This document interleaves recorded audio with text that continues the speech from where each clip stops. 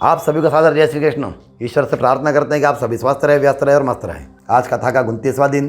कथा के साथ में आपको दूसरी जानकारी भी दे रहे हैं। आप सब जानकारी से अवगत हो रहे हैं। कथा का हम यहाँ शुरुआत करते हैं। भगवान नारायण नारद जी से कहते हैं कि हे ऋषियों, पहले के कथा प्रसंग में राजा दृढ़धनवा अपने राज्य का कार्यभार ज्येष्ठ पुत्र पर सौंप करके पत्नी के सहित तपोवन में गंगा जी के किनारे कुटिया बनाकर रहने लगे। गंगा जी में त्रिकाल स्नान करना, नित्य नैमित्तिक कर्मों के बाद भगवत भजन करना, आराधना करना, कंदमूल को ग्रहण करना, तपोवन में जो भी प्राप्त हो जाए उनको ग्रहण करके और गंगा जल पी करके रहना, यही उनकी दिनचर्या थी। रानी भी पति की सेवा में रह करके पति को प्रत्येक कर्म में सहयोग देना, यही उस साध्वी का कर्म था। इस प्रकार तपोवन में रह करके भगवान नाम स्मरण करते हुए अनेक समय व्यतीत होने लगे। पुरुषोत्तम मास आने पर राजा व रानी दोनों ने निराहार रह करके सिर्फ गंगा जल ग्रहण करके एक पैर के अंगूठे में आधार पर खड़े होकर के दोनों हाथ ऊपर करके भगवान पुरुषोत्तम के नाम का जप करते हुए संपूर्ण मास को भक्ति के से परिपूर्ण होकर के व्यतीत किया। रानी भी पति का अनुसरण करती रही। इस प्रकार अधिक मास का अनुष्ठान परिपूर्ण होने पर आकाश से दिव्य विमान आए और उस विमान से कांति निकलकर चारों ओर प्रकाश ही प्रकाश फैल गया। सोने की घंटियाँ, रत्नों और मोतियों की झालर बंधी हुई थी और रुणझुन शब्द हो रहा था। दिव्यांगनाएं, अप्सराएं नृत्य कर रही थी। उस विमान पर 2 दिव्य देवदूत बैठे हुए थे। विमान को पास आता हुआ देख करके राजा व रानी को बड़ा आश्चर्य हुआ। विमान से उतर करके दोनों दिव्य दूतों ने राजा से आग्रह किया कि हे पुण्यात्माओं, आपकी तपस्या से प्रसन्न होकर के गोलोकादिवासी भगवान पुरुषोत्तम ने आपके लिए यह विमान भेजा है। आप इस नश्वर शरीर को त्याग करके विमान पर विराजमान हो जाए। उनके आग्रह पर राजा रानी ने पंच महाभौतिक शरीर का भगवान पुरुषोत्तम का नाम स्मरण करते हुए शरीर का त्याग कर दिया। उनकी आत्मा चतुर्भुजी स्वरूप की होकर के सूर्य के समान तेजस्विनी हो गई। दोनों दिव्य पुरुषों ने राजा रानी को आदरपूर्वक विमान पर आसन ग्रहण कराया। विमान अत्यंत तेज गति से अनेक लोगों को लांघता हुआ गोलोक में जाने लगा। गोलोक सबसे ऊपर होता है। गोलोक एक एक करके ऊपर तक चला गया। पार्षदों ने राजा रानी का सत्कार किया। जहाँ जहाँ से वो निकलते उनके ऊपर उनका फूलों की पुष्पों की वर्षा होती। इस प्रकार राजा रानी दोनों दिव्य स्वरूप से भगवान पुरुषोत्तम के सानिध्य में रह करके मोक्ष को प्राप्त हो गए।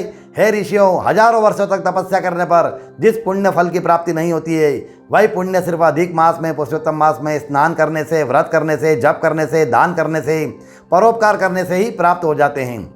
अज्ञान अवस्था में भी घटित हुआ व्रत यदि आदि पुण्य कर्म अनंत फल को देने वाला होता है। जैसे एक वानर को एक शाखा से दूसरे शाखा पर, दूसरे वृक्ष पर कूदते हुए पानी के कुंड में गिर जाने से अधिक मास के स्नान का व्रत और पुण्य उसको प्राप्त हो गया।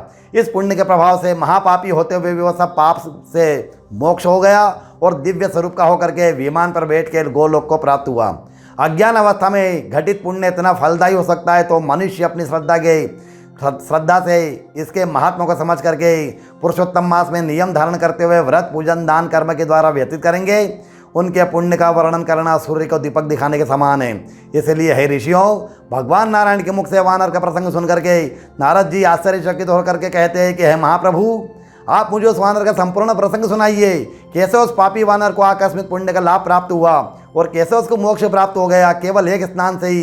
देव ऋषि नारद के आग्रह करने पर भगवान नारायण कहते हैं कि हे नारद, केरल नाम के एक प्रदेश में ब्राह्मण रहता था।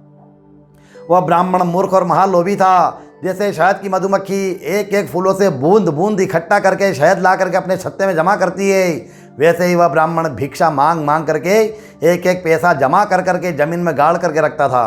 उसने प्राप्त किए हुए पैसों का कभी सदुपयोग नहीं किया। वह द्रव्य न अपने परिवारजनों पर खर्च करता, न कभी भगवान के पूजन पे हवन में खर्च करता, न पितरों का कभी तर्पण करता, न कभी श्राद्ध में लगाता, न कभी दान देता। कोई किसी प्रकार का वो पुण्य नहीं करता। यहाँ तक कि वो लोभ के कारण कभी अच्छे अपने स्वयं के वस्त्र भी नहीं पहनता, कभी अच्छी स्वादिष्ट वस्तु का भी उपभोग नहीं करता, उसने वो अन्न भी नहीं खाता। मनुष्य का जो कर्तव्य है वह अपने परिवार का पालन पोषण करना, सामाजिक प्रतिष्ठा के लिए शुभ कर्म करना, मंदिरों में दान देना, ब्राह्मणों का दान दे करके उनकी आजीविका का चलाना, ऐसे कोई भी कर्म अपने जीवन में उसने नहीं किए।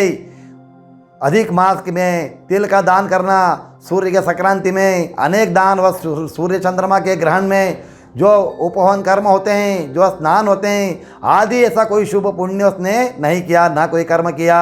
अपने जीवन में उसने कभी ऐसा कोई काम ही नहीं किया। उसके कर्मों के कारण समाज और परिवार के लोग उसको धिक्कारते हैं, उसका तिरस्कार करते हैं, उसकी निंदा करते हैं। फिर भी वह किसी भी परवाह न करके अपने स्वभाव के अनुसार धन को जमीन में गाड़ता रहता और कैसा भी वर्षा हो, ठंड हो, गर्मी हो, अपने फटे कपड़े चीथड़े पहन करके गुजारा करना और दूसरों का भोजन ग्रहण करना, अपना स्वयं का अपने शरीर को सुख नहीं देना, ऐसा उसका नित्य कर्म था। उसके पिता का रखा हुआ नाम था चित्र शर्मा था, परंतु उसके व्यवहार और कर्मों को देख करके लोगों ने उसका नाम कदरयू रख दिया। कदरयू, सभी जगह लोग कदरयू नाम से पुकारने जानने लगे। तिरस्कार करने से उसके परिवार को त्याग करके अलग रहने लगा। उसका नित्य नियम था प्रातः उठते ही भिक्षा मांगना और रास्ते में जो भी मिल जाए उससे बड़ी दीन वाणी से आंखों में आंसू बहाते हुए अपने शरीर की हालत दिखाते हुए प्रार्थना करना। इस प्रकार की उसको भिक्षा मांगता। इस प्रकार अपने नगर के अलावा अनेक नगरों में भिक्षा मांगता फिरता था। जब जन समुदाय में कदरयू के स्वभाव और कंजूसी का प्रचार और प्रसार हो गया तो सभी लोगों ने उसको धिक्कारने लगे। भिक्षा देना भी बंद कर दिया। भिक्षा न मिलने से वह कदरयू का मन बड़ा बेचैन रहने लगा। रात दिन चिंताग्रस्त होकर के सोचता था कि मैं अब क्या करूं, कहाँ जाऊं, कैसे धन प्राप्ति हो। अचानक उसको याद आया कि मेरा बचपने का मित्र एक माली है, गांव से कुछ दूर उसका बगीचा है, वही वहाँ रहता है, उसके पास जाना चाहिए। ऐसा सोच करके वह जाने का निश्चय करता है और माली के मिलने के लिए निकल पड़ता है। माली हमेशा बगीचे में रहता था। गांव की और कदरयू की बातों से अनभिज्ञ था। गांव की जो बातें थी उसको माली को नहीं मालूम थी। कदरयू बगीचे में जाकर के मित्र माली से बड़े प्रेम से मिला। आंखों में पानी बहाते हुए अपनी गरीबी का बखान करते हुए सहायता की भीख मांगने लगा। हे मित्र, अपने दुर्भाग्य का वर्णन कैसे करूं, मैं बड़ा दुखी हूं, क्या करूं, कुछ समझ में नहीं आता। ग्रामवासी सब मेरा तिरस्कार करते हैं, कोई भी भिक्षा तक नहीं देता। मैंने नगर का भी त्याग कर दिया है, जहाँ जीवन वापस नहीं होता। ऐसे नगर में रह करके क्या फ़ायदा। माली ने कदरयू के प्रार्थना युक्त वचन सुने और दयनीय अवस्था को देखा। उसको दया आ गई, उसका हृदय पिघल गया और कहने लगा कि अच्छा हुआ तुम्हारे आने से मुझे भी सहयोग मिल जाएगा। मैं अकेला रहता था, दिन भर बगीचे में कार्य करता रहता था, मेरे गांव के सारे कार्य बंद हो गए थे। अब आपके आने से मुझे सहयोग होगा। घर परिवार की देखभाल भी बराबर नहीं हो पाती थी। मैं बगीचे की चिंता से मुक्त होकर के गांव में फूल हार और फूल माला का व्यवसाय करके अपने परिवार की देखरेख कर सकूंगा। तुम यही बगीचे में रह करके इसकी देखरेख करो। ऐसा कह करके कदरयू को अपने बगीचे में रख लिया। कुछ दिन बाद माली नित्य प्रति बगीचे में आकर के वहाँ कामकाज उसको समझाने लगा।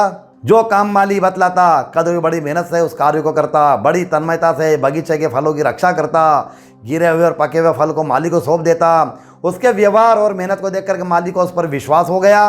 वह अपने परिवार में बंधु बांधवों जैसा ही है। बगीचे की सारी जिम्मेदारी उस पर छोड़ करके वह गांव में ही रहने लगा। अपने पूर्वजों का पारंपरिक व्यवसाय फूलों की दुकान को शुरू कर दिया। अब माली को कदर पर पूर्ण विश्वास और समय की कमी से बगीचे में बहुत कम दिनों जाने को मिलता, मौका ही नहीं मिलता बगीचे में जाने का। कुछ दिनों बाद कदरयू ने बगीचे के पके हुए फल को मालिक के पास पहुँचाया, परंतु लोभी होने के कारण उसके मन में भावना बदल गई और पके फलों को माली के पास पहुंचाना बंद कर दिया। बगीचे में निकले हुए चोटीले दागी फलों को स्वयं पेट भर के खाता और अच्छे फलों को बेच करके जो पैसा मिलता उनको जमीन में गाड़ देता। वह कई दिनों तक फल न पहुंचने से माली एक दिन समय निकाल करके बगीचे में पहुंच गया। कदरयू से फल न लाने के विषय में पूछने लगा तो कदरयू कहता है कि मित्र, इस बगीचे में पशु पक्षी बहुत आते हैं, सब फल खा करके नष्ट कर देते हैं। देखो मैंने कई पक्षियों को भगाया, उनको मारा भी है, उनके पंख और शरीर यहाँ मांस पड़ा हुआ है। यहाँ तो मेरे खाने के लिए भी फल नहीं मिलते। मैं तो किसी तरह गांव से अन्न की भिक्षा मांग करके अपना गुजारा करता हूँ और तुम्हारा बगीचे की देखभाल भी करता हूँ। पक्षियों के मरे हुए शरीर और मांस पंख आदि देख करके माली को कदरयू की बात पर विश्वास हो गया। गांव में माली का व्यवसाय अच्छा होने से आमदनी खूब बढ़ गई थी। इस कारण बगीचे के विषय में उसको चिंता नहीं थी। माली गांव वापस चला गया, अपने व्यवसाय में फिर वह लग गया। इधर कदरयू पहले से और अधिक फलों की चोरी करके बेचता और प्राप्त किए हुए धन को जमीन में वहीं गाड़ देता। इस प्रकार कई वर्षों तक यही क्रम चलता रहा। कदरयू की आयु का अंतिम समय आ गया। एक दिन कदरयू मृत्यु को प्राप्त हो गया। मृत्यु के समय यम के दूतों ने उसकी जीवात्मा को रस्सी से बांध करके यमपुरी ले चले। मार्ग में यमदूत उनको मुदगरों से मारते, अनेक प्रकार कष्ट देते हुए ले जा रहे थे। ये तब उसकी आत्मा स्वयं को धिक्कार रही थी कि मैंने अति उत्तम मनुष्य शरीर प्राप्त करके भी कोई शुभ कर्म नहीं किया है। हमेशा लोभ और चोरी करके सारे जीवन को व्यर्थ ही बिता दिया है। न तो कोई दान दिया, न कोई पूजन किया, न कोई हवन किया, न कोई व्रत किया, न कोई उपवास किया, न कोई परोपकार किया और न भगवान का नाम स्मरण किया, न किसी पर्व में कोई भी दान दिया। कुछ भी पुण्य मैंने प्राप्त नहीं किया। न कभी मैंने अपने शरीर पर अच्छे वस्त्र धारण करे, वस्त्र नहीं पहने, न कभी मैंने अच्छा भोजन किया और सारा जो पैसा होता है वो ज़मीन में गाड़ देता। वह गड़ा हुआ धन वहीं गड़ा रह गया, उसका भी कोई उपभोग मैंने नहीं किया। अब हम कथा को यहीं विश्राम देते हैं। अब आज हम वृषभ राशि के बारे में बताएंगे आपको। वृषभ राशि बोलते नाम से या जन्म नाम से सबकी वृषभ राशि रहती है। उनको हमेशा घी दान करते रहना, गाय का घी दान करते रहे, जितनी अपनी श्रद्धा हो। पाव भर दे, आधा किलो दे, 1 किलो दे, 1.25 किलो दे, जो भी उनको देना है, गाय का घी दान करे, सफ़ेद चीज़ों का दान करे, दूध भी दान कर दे। पर इनका स्वामी शुक्र है और शुक्र राशि वालों को घी दान अवश्य करना चाहिए। वृषभ राशि वालों को चाहे मास में, महीने में 1 बार करे, लेकिन अवश्य करें। और फिर आपको क्या फीलिंग्स महसूस होती है, आप कमेंट्स बॉक्स में हमें कमेंट्स करें। मेरी जानकारी अच्छी लगी हो तो आप सभी इसको शेयर करें, लाइक करें, कमेंट्स करें, बेल आइकन का बटन दबाएं और जिन्होंने सब्सक्राइब नहीं किया वे सब्सक्राइब करें। आप सभी को सादर जय श्री कृष्ण।